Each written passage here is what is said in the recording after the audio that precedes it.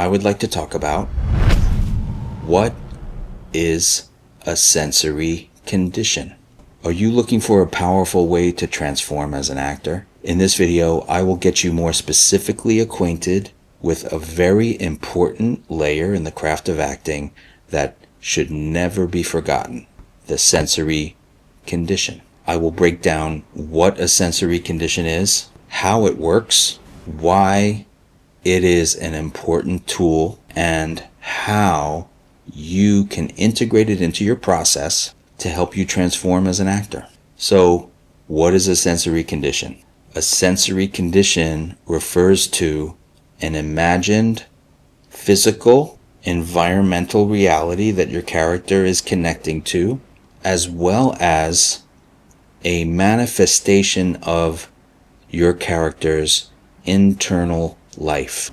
And your character is experiencing this on a sensory level, not just an intellectual level and not just an emotional level. General sensory conditions can include things like temperature, weather, light, sound, smells, physical states, inner sensations, taste, as well as nature. For example, bugs crawling all over you. So these aren't just detailed sensations, they are conditions that can open up the actor's imagination, as well as change the way that the character behaves, moves, and even thinks. Ultimately, the sensory condition can evoke one of three things for the actor. Number one, a clear inner life. Number two, specific and unconventional behavior.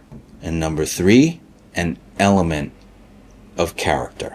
A well-crafted sensory condition is experiential, not just an idea. So for example, your character is not just in an interrogation room. That would be more like the setting. The way that an actor can really bring something like that alive, more like a sensory condition, would be described something more along the lines of, my character feels the cold of the interrogation room in his or her bones as he or she struggles to stay focused. So why are sensory conditions an important tool for the actor? I think there are several examples. Sensory conditions anchor you in the present moment. They also drop you into the body of your character. It also fills the space of the given circumstances with invisible obstacles that influence your behavior. Sensory conditions also stimulate your imagination in a clear and usable way. Most importantly, sensory conditions can help you find physical and emotional truth when the external reality of the set is empty. In short, a sensory condition is a tool that the actor draws upon to make the imaginary seem real. So here are a couple of examples of sensory conditions that an actor can create for themselves. The first example is cold. Let's talk about the challenge of creating the cold. Let's say that your character is walking home without a coat in the freezing cold. So you could act cold by rubbing your arms and shivering, hunching your shoulders. Those are general behavioral things that happen when you try to act it, but without internalizing it as a sensory condition, that stuff is going to feel general, it's going to feel pantomimed and non-specific. Instead of acting the cold, building the sensory condition involves more concentration, more specificity, and a few steps. Here's how to do it. Close your eyes. Recall a time when you were truly cold. Stay patient and stay relaxed. In other words, don't chase the sensation. Let the sensation emerge. Your body has very specific memories of being cold, and it might arrive when you do the sensory exercise slowly and patiently without a sense of obligation to the result. Slowly allow your body to tell you what areas feel the cold first. Everybody's different. We're all unique. You might feel the cold in your fingertips, or you might feel it on your knee, or you might feel it in your shoulders, just the edges of your shoulders. That kind of specificity is everything and can immediately open up your imagination. It is then and only then when that one or two parts of your body respond. It is then that you can explore how you would try to manage the cold. Naturally, when we feel the cold, we try to manage it in different ways by blowing into our palms, or we might try to rub the area that's cold, and so on. Once you feel you are specific and releasing into the sensory condition, you can then begin to explore the scene. And the goal is to believe in the immediacy of this condition happening to the character and having to manage it and deal with it moment to moment. Suddenly, when you can open up to the experience of the sensory condition rather than act it, it doesn't feel performed, your choices become more organic, and you realize that you don't have to act cold. On an imaginary and sensory level, you are cold. And that's the power of sensory conditions.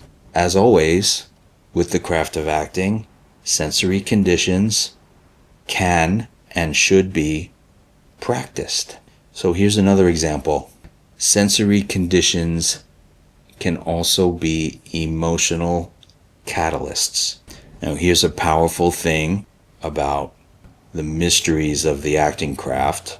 Emotions often follow sensations. Think about it this way. A humid, stifling room might make you feel irritated. Warm, beautiful, gentle sunshine might make you feel like you're at peace, like your need is totally and completely fulfilled, and maybe even make you feel like you're living in your dream. A dark, cold, and lonely place might make you feel fearful. A bad, bitter taste in your mouth might make you feel rage. Bugs crawling all over your body might make you feel frustrated or anxious. Instead of chasing an emotion, try working with sensory conditions.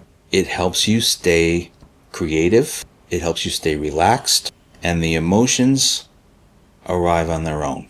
The name of the game when practicing sensory conditions is you should never feel like you are chasing the result or chasing the condition. It should feel the opposite. It always starts with relaxing your mind and slowing down your mind, releasing your attention, allowing yourself to breathe. Let's talk about the bugs crawling all over your body, for example, because that's something that is commonly a thing that an actor might chase or push rather than allow it to unfold in its own way. If you start relaxed, breathe, don't rush, and if you feel, to start with, one bug crawling in one tiny pinpoint of an area, it can be anything. It's up to you where you want to start it. It can be in the craziest place, the side of your face, or your hand, or your thigh. or the back of your neck. If you let the condition start in one small area and then allow it to spread and have a life of its own, go wherever it wants to go, all the while you stay relaxed and let it take care of itself. And you can always go back to that one small pinpoint of an area where you started it and go back and forth with that small pinpoint of an area, let it spread and have a life of its own, then go and revisit that area where you started it again. You'll notice that the obligation to creating the sensory condition is alleviated, and it becomes something that has its own life and it takes over, and at the same time you remain relaxed and the emotional connection will start to come up as well. So how does an actor build a sensory condition step by step? Number one, identify the given circumstances. From the script or from the scene, try to extract the key sensory elements. Where is my character? What might they be experiencing physically? Are there any invisible forces at play? And can I feel a sense of the character's inner life? The second step, choose one primary sense to focus on. In other words, start simple. Choose a dominant sensory condition that would affect your behavior. Example, you just came in out of the rain and you're soaking wet, or you feel nauseous because you just experienced a shocking betrayal, or you feel a cold sweat because you're terrified that you're about to make a very difficult confrontation. Number three, use your sense memory or your imagination. You can recall a sensory condition by opening up to a real lived experience, or you can create it vividly in your active imagination. The fourth step, allow it to influence your behavior. Don't act the condition.